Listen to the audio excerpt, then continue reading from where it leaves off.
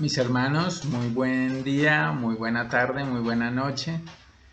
Qué bueno poder encontrarnos de nuevo pues a través del video para estudiar la palabra de Dios.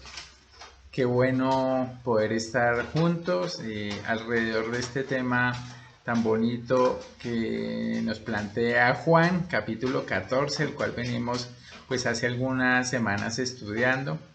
Recordemos que estamos en una parte muy hermosa del Evangelio de Juan, desde el capítulo 13 más o menos hasta el 17, donde el Señor está reunido con sus discípulos.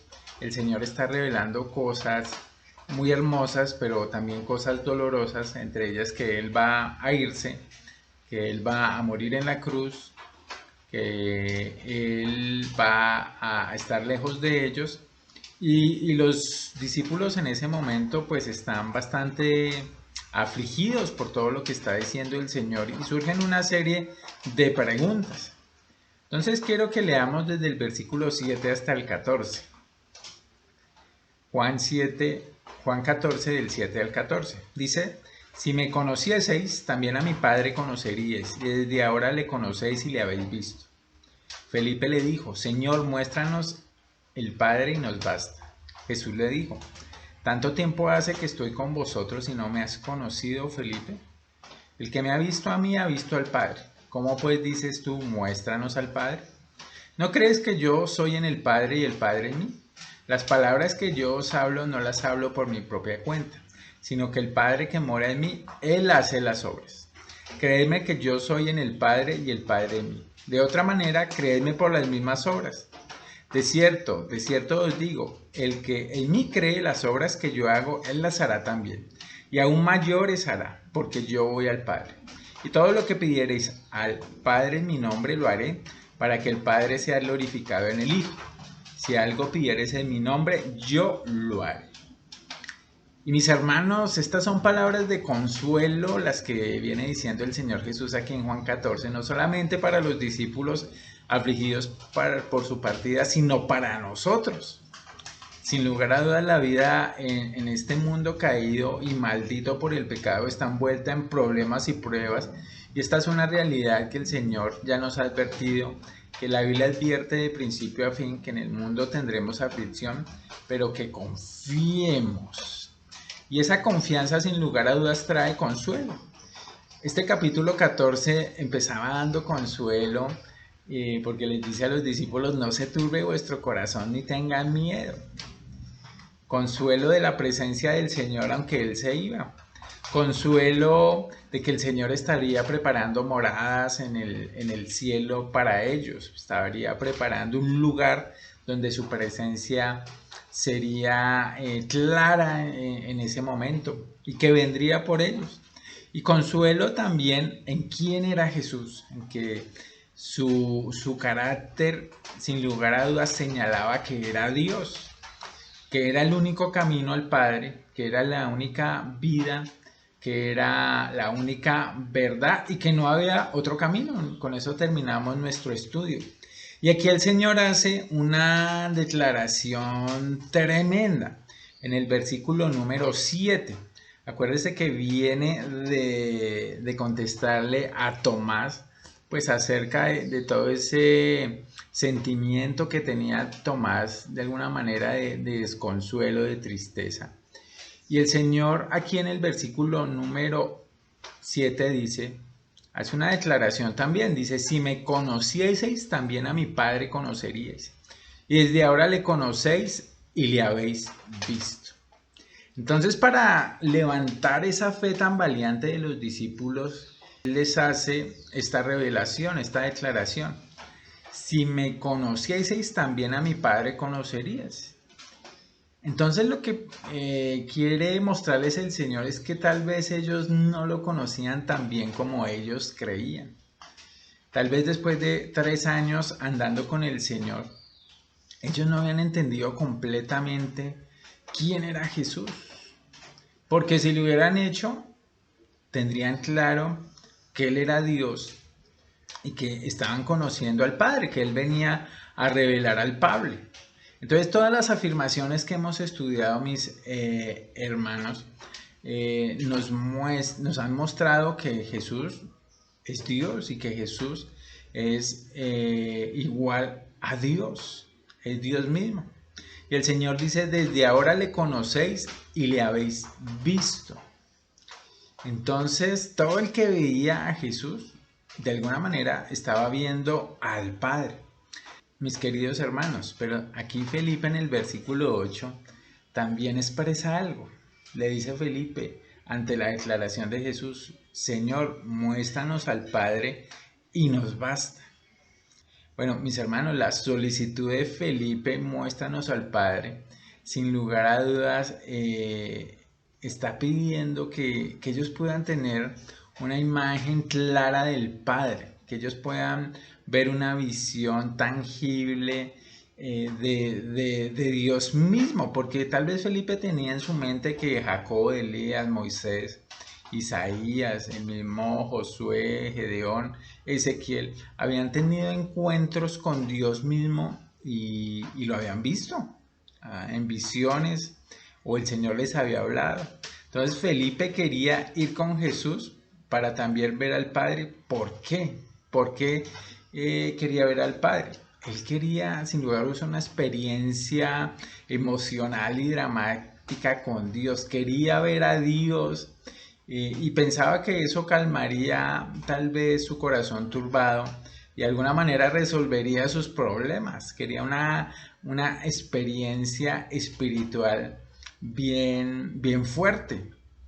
Y mis hermanos, de alguna manera ese es el corazón de todos los hombres que nos cuesta andar por fe, que nos cuesta andar sin ver, que nos cuesta amar sin ver, como dice Primera de Pedro. Porque sin lugar a dudas sería mucho más fácil si viéramos a Dios mismo hablándonos audiblemente, guiándonos audiblemente. Sentiríamos tal vez que eso nos traería paz, que eso nos animaría, que eso quitaría nuestros miedos, que nos invitaría a servir. Pero el Señor no lo ha diseñado de esa manera. Felipe no estaba satisfecho con lo que veía de Jesús, así como muchos hombres hoy no están satisfechos con lo que Jesús ofrece, con quien Jesús dice ser. Y esa acusación es bien fuerte. Ante la queja, por decirlo así, o ante la petición de Felipe, el Señor responde con una pregunta. Versículo 9, ¿tanto tiempo hace que estoy con vosotros y no me has conocido, Felipe? El que me ha visto a mí ha visto al Padre. ¿Cómo pues tú dices, muéstranos al Padre? El Señor llama a Felipe a reflexionar y le dice que el que lo ha visto a él, ha visto al Padre. Entonces, ¿qué nos quiere decir el Señor? Que Él es de la misma naturaleza que el Padre, que Él es del mismo carácter del Padre, que Él es de la misma sustancia del Padre, que la propia perfección de Dios el Padre también la tiene Jesús el Hijo, que Él es el Dios en todo su ser perfecto. Acordémonos de Juan 12:45, donde el Señor nos decía, y el que me ve, ve al que me envió. Y Pablo nos dice también que en Jesucristo habita corporalmente toda la plenitud de la deidad, toda la plenitud de la deidad. Entonces, podemos conocer a Dios a través de Jesús. Y mis hermanos, usted me preguntará, pero pues yo tampoco he visto a Jesús, porque Él subió a los cielos ya hace casi 2000 años. Y mis hermanos, la realidad yo tampoco he visto a Jesús, ni he oído su voz audible. Pero en su palabra, mis hermanos, sin lugar a dudas, vemos la hermosura de Jesús, el carácter de Jesús y quién es Jesús. Y por ende vemos el carácter del Padre. Podemos reconocer que Jesús es amante, que es justo, que es responsable, que es ayudador, que es misericordioso, que nunca de alguna manera estaba haciendo mal, que era bondadoso, que era verdadero, que no era mentiroso, que estaba lleno de perdón, de cuidado y de sabiduría. Y eso lo reflejan las escrituras acerca de Jesús y Jesús lo refleja del mismo Padre. El amor del Señor está expresado en eso.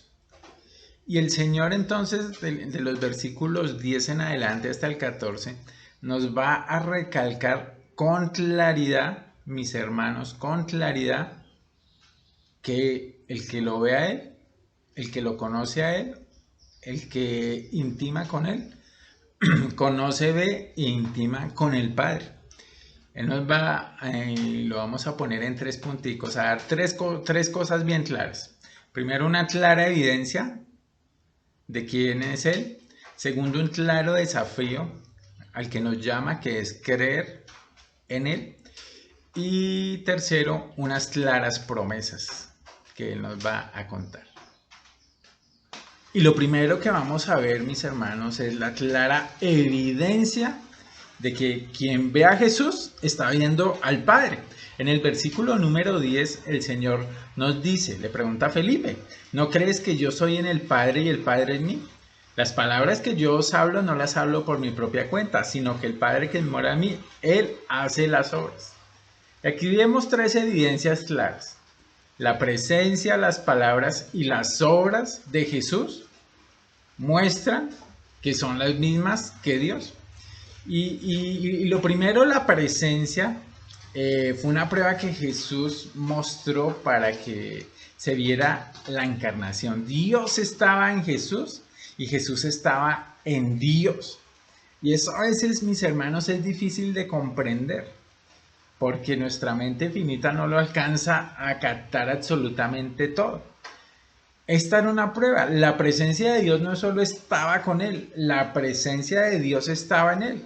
¿Y en qué lo reflejamos? Bueno, él mismo es Dios, él mismo, su persona, su ser, su naturaleza, su carácter, su amor, su cuidado, sus tratos justos, todo lo que fue, reveló exactamente lo que es Dios. Y podíamos comparar todo el carácter de Jesús también visto en el Antiguo Testamento y vamos a concordar que Jesucristo nos muestra el amor, el acercamiento, el trato justo de Dios en el Antiguo Testamento, aunque a veces podemos pensar que no, el Dios del Antiguo Testamento era un Dios amoroso, paciente, como el mismo Señor Jesucristo. El Señor Jesús nos ha dicho, yo y el Padre uno somos. Lo segundo que vemos ahí es que el Señor dice que las palabras que yo os hablo no las hablo por mi propia cuenta. Entonces son las palabras de Jesús otra prueba de que Él era la encarnación de Dios. Sus palabras, mis hermanos, eran que las mismas palabras de Dios, eran todo lo que Dios expresaba y concordaba con lo que Dios ya había dicho en el Antiguo Testamento.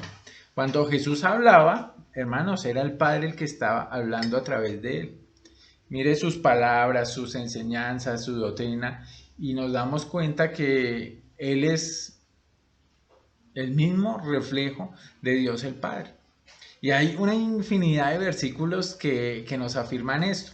Le voy a leer solo algunos. Por ejemplo, Lucas 4:22 dice que todos daban buen testimonio de Jesús y estaban maravillados de las palabras de gracia que salían de su boca y preguntaban, ¿no es este el hijo de José?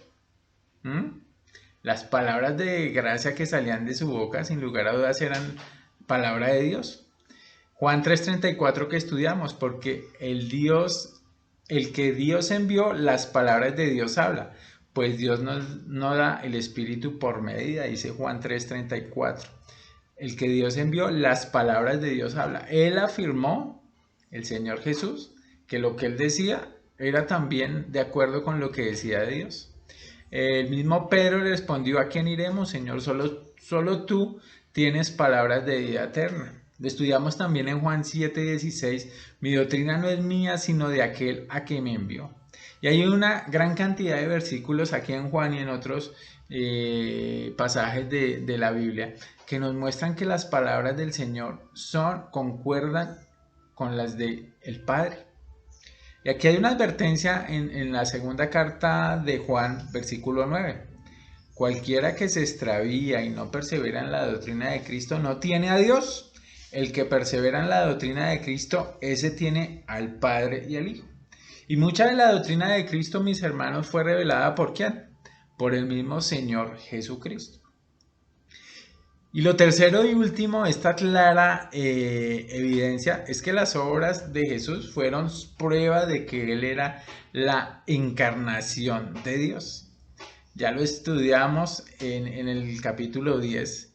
Si no hago las obras de mi Padre, no me creáis. Mas si las hago, aunque no me creáis a mí, creed a las obras para que conozcáis y creáis que el Padre está en mí y yo en el Padre. Las obras de Jesús, sus milagros, las cosas maravillosas que hacía, reflejaban que tenía el poder de Dios. Él podía, por ejemplo, perdonar pecados y lo evidenció y no lo negó. Y muchos lo acusaron. Luego, solo Dios no es el que perdona pecados, pero Él hizo esa obra, perdonar los pecados. Y la segunda cosa clara que nos deja ver el Señor Jesús aquí en el Evangelio de Juan es un claro desafío a creer. Y ese desafío es tanto para Felipe como para los discípulos, como para cada uno de nosotros. Porque como Felipe, como el mismo Tomás, nos cuesta a veces creer sin ver las cosas tangibles. Nos cuesta creer sin tal vez tener una experiencia adicional, una experiencia emocional o tal vez hasta sobrenatural. Y lo que el Señor nos está llamando aquí es a creer, a vivir una vida de fe, a un andar por la fe. Dice Colosenses que ahora que hemos sido rescatados, hemos sido pasados de las tinieblas a la luz, nuestra vida también es una vida en la que vamos andándonos y revistiéndonos de Cristo. Y esto es por fe, mis hermanos. En el versículo 11 el Señor dice, creedme que yo soy en el Padre y el Padre en mí. Créanme, les está diciendo. Alrededor de esa declaración de que Él muestra al Padre, de quien el que lo ve a Él está viendo al Padre. De otra manera, dice el versículo 11, créedme por las mismas obras.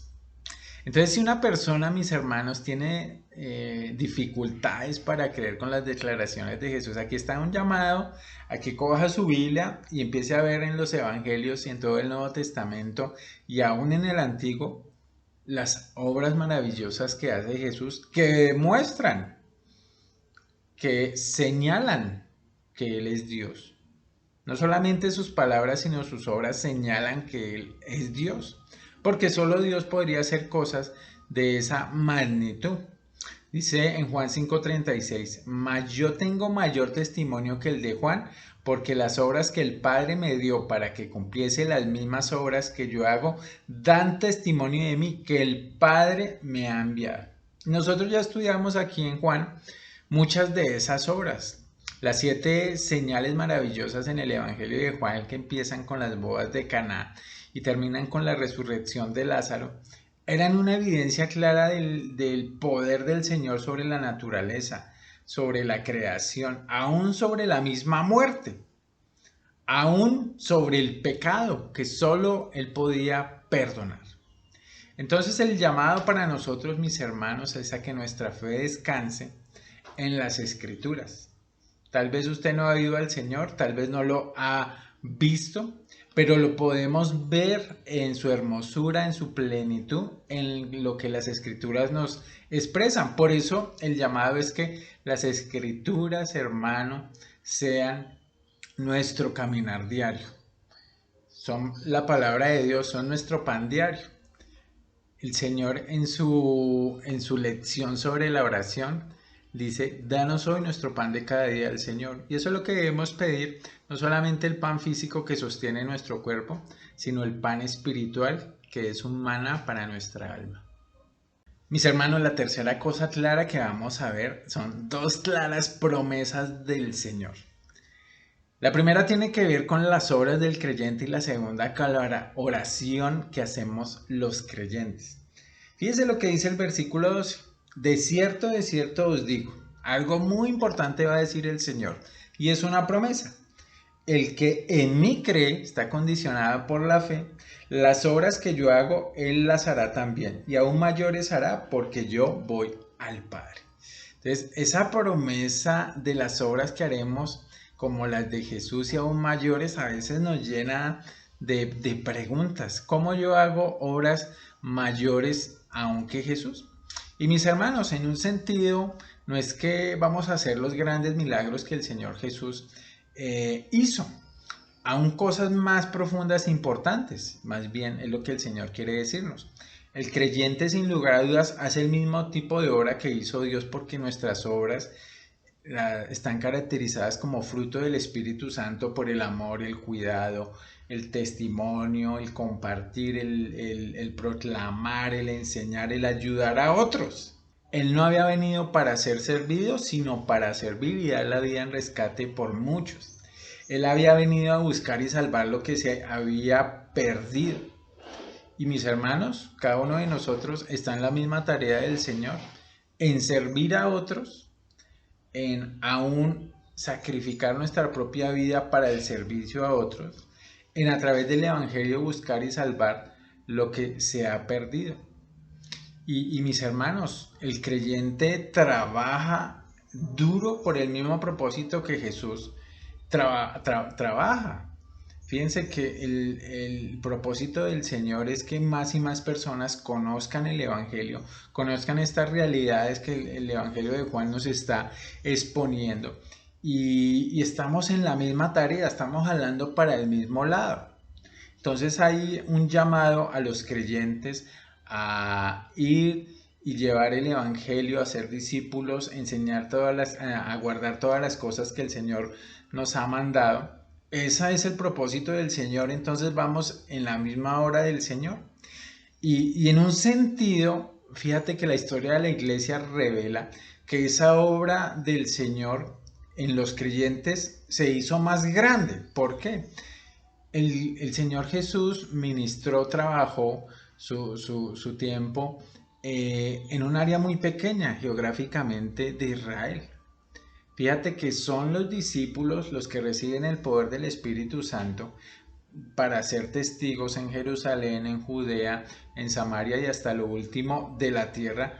Y los creyentes seguimos llevando hasta lo último de la tierra, hasta Colombia misma, el Evangelio que el Señor nos ha mandado. Entonces la obra del Señor creció con una pequeña semilla de mostaza que se convirtió en un árbol muy grande. Y eso lo hizo el Señor a través de hombres, de mujeres, en los siglos, de muchas maneras que llevaron el Evangelio del Señor a muchas partes. Me encanta Efesios 3:20 que dice que aquel que es poderoso para hacer todas las cosas mucho más abundantemente de lo que pedimos o entendemos, según el poder que actúa en quienes, en nosotros. Entonces ahí estamos haciendo las obras iguales y más grandes que las que hizo el Señor Jesús. La segunda gran promesa, mis hermanos, tiene que ver con la oración.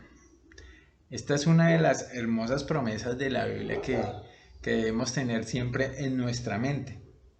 Dice el versículo 13, y todo lo que pidieres al Padre en mi nombre, lo haré.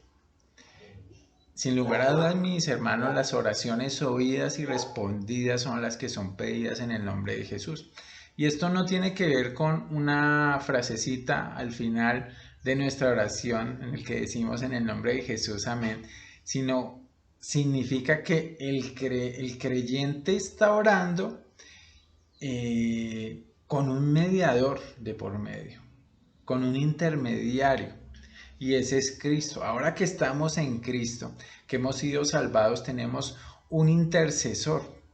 Y mis hermanos, siempre que ora, el creyente ora, siempre lo hace en nombre del Señor Jesucristo, porque como dice Gálatas 2:20, con Cristo estoy juntamente crucificado y ya no vivo yo, mas Cristo vive en mí. Cada uno de nosotros, cada mañana así que oramos, nos presentamos delante del Señor, pero no solitos. Nos presentamos en Cristo, por eso somos aceptables, por eso se nos abren las puertas del trono de la gracia, aunque no las veamos, pero creemos que así es, para dirigirnos al Señor, para dirigir nuestras oraciones del Señor. Entonces fíjese el poder que tenemos como creyentes. Y en otro sentido, el creyente busca glorificar únicamente el nombre de Jesús. Si el creyente está sintonizado con la palabra de Dios y con la voluntad de Jesús, ¿qué estamos buscando? Honrar su nombre, alabar su nombre, traer gloria a su nombre en todo lo que hacemos. Y aquí hay una pequeña partecita en el versículo 13 bien impresionante. Dice, y todo lo que pidieres al Padre en mi nombre, ¿quién lo hará? El Señor Jesús dice, lo haré con un propósito, para que el Padre sea glorificado en el Hijo. Entonces fíjate que la obra de Jesús está activa en este momento en que Él responde también las oraciones, según este versículo. Lo que pedimos al Padre en el nombre de Jesús, Él lo hará con un propósito, que el Padre sea glorificado. El propósito del Hijo es que en todo el Padre sea glorificado. Por eso nuestras oraciones, mis hermanos, deben estar de alguna manera siempre evaluadas por nosotros mismos si están esas oraciones glorificando al Padre. Y creo que esa sensibilidad se afina con la palabra de Dios. Si usted conoce la voluntad de Dios, si conoce las escrituras, si vayas cada mañana, cada día, en los grupos en los que estamos, sin lugar a dudas, como dice Hebreos, nuestros sentidos están ejercitados en el discernimiento del bien y del mal, y nuestras oraciones serán mucho más claras y más enfocadas a la gloria de Jesús y no solamente tal vez a nuestro, como dice Santiago, a nuestros propios deseos carnales. Claro, no es que esté mal que pidamos por la salud, la estabilidad económica o cosas por ese estilo, pero las oraciones de Pablo, por ejemplo, estaban enfocados en el crecimiento de los creyentes, en la fortaleza de la iglesia, en que más personas conocieran al Señor Jesucristo, en que los desanimados fueran animados, en que los tristes fueran consolados, en cada una de las cosas que finalmente son las más importantes, que tal vez si tenemos salud o no, o si tenemos dinero o no. Ahí están enfocadas las oraciones del creyente. Y en tercer lugar, fíjese que en el versículo 14 dice, si algo pidieres en mi nombre, el Señor lo hará. Vuelve a ratificar el Señor. Si algo se pide en el nombre, el mismo Señor Jesús es el que lo hace. Porque aquí está de alguna manera confirmando que Él y el Padre uno son. Que Jesús revela el carácter, la naturaleza del Padre porque Él mismo es Dios. Revela su sabiduría, su conocimiento, revela su amor, su poder, su cuidado en todo lo que hace. Entonces, mis hermanos, la gran conclusión de todo lo que hemos visto es que el Señor nos muestra al Padre.